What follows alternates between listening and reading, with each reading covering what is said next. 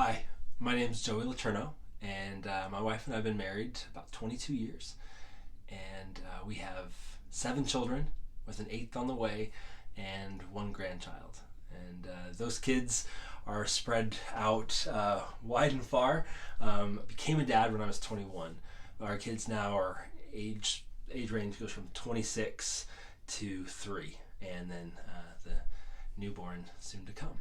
But being a dad has been one of the greatest joys beyond words, and the dynamic of family, not just for us, but how that dynamic of family is birthed from the kingdom and how the Father has started it. And the Father's heart has really been one of the most forefront parts of his nature and truths that have been amplified and relevant in my life. I grew up in a great home, and I know not everyone has been blessed that way, to have a great family, to have a great dad and a great mom. A believing home, a home that was in missions. My dad traveled all over the world and working nation after nation. We get to go sometimes as well, which were incredible experiences. And things weren't perfect, obviously, as none are, but I just had a mom and a dad that were an incredible influence on me, and that were just teaching me God's ways and showing me his love. So when I think about the unending love of God in my life, what comes to heart most is what stems from that time in my family growing up, and then how that leads to my family now, and even to those I would consider maybe spiritual family beyond that. And because, like I said, I had a great childhood growing up, but it was when I was about 15 or 16, I really started coming into that love of the Lord myself, where he became my first love, and where I was just hungering for him and knowing him, and he was meeting me in new, fresh ways, and which was incredibly important in timing, because it was when I was 16, and right before my 17th birthday, my dad took another trip to Vietnam. Vietnam was one of the nations he worked in the most of all the nations he visited. And at that time, Vietnam was still a very closed country. It was a communist country. They had to do most things very underground. And I had an incredible time in God's presence and with my dad before that trip started, where I got to just pour into him and pray over him as a 16-year-old, and we just sat there and wept together as I was blessing him forward on this trip. And just a time that we couldn't have created it on our own if we tried to. But it was only a few days later than that when he was on the trip. My mom and sister had gone out to California. We were living in Colorado at the time.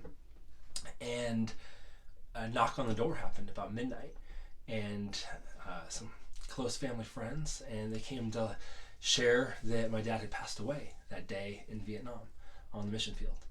And obviously one of the hardest things I had ever gone through, and rocked our world in hard ways, but also in incredible ways, because it made us so dependent on the Father. We already lived by faith, in as most people would describe or define it, but it just went up to a whole nother level where God's love and grace had to be unending in our lives, where that source had to be so connected that we couldn't have even, I feel like, survived that time, and been who we are created to be, and been who we are without that time, without depending on God at such a personal source level, and letting his love, getting to know how unending his love is, so that it could be unending for us and in us, but then through us as well.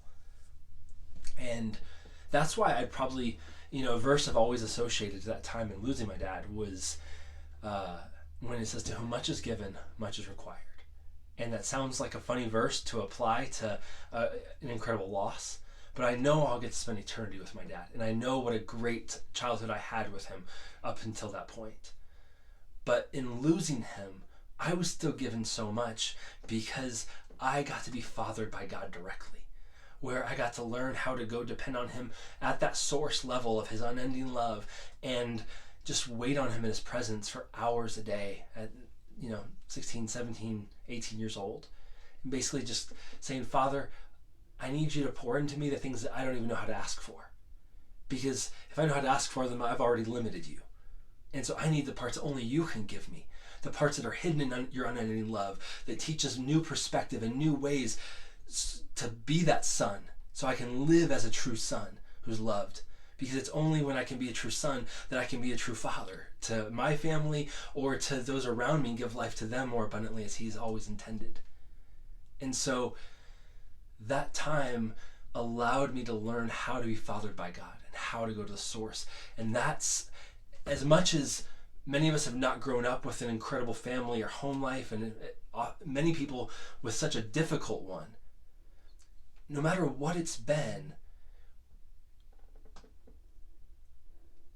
there's still that opportunity to be fathered by God, to learn to go to the source, because we can't give away to others what we haven't first received. And so we've got to be able to learn how to go camp at that source, to camp at the root, so that we can get so filled that we become overflowing. Because that's what our kids need. That's what our families need. That's what our communities and the world around us needs, is that we are so tapped into his unending love that it can flow into us and right through us without us having to minister or try to do something, but it just becomes this natural overflow of our lives because of who we're connected to. And unfortunately, we miss out on that too often, and we try, even have our best intentions, to be the best husband or to be the best dad we can, or to work and do all these different things. But the reality is there's so much more he wants to give us, because there's so much more he wants to pour through us as well. I'm drawn, as I think about this, to that chapter in John 14 where Philip goes to Jesus and he's like, Jesus, can you show us the Father? And Jesus answers and he's like, have I been with you so long and you still don't know the Father? And he's like, if you've seen me, you've seen the Father. And I think that question is pertinent. Like, has he been with us so long and we still don't know the Father and how unending his love is for us?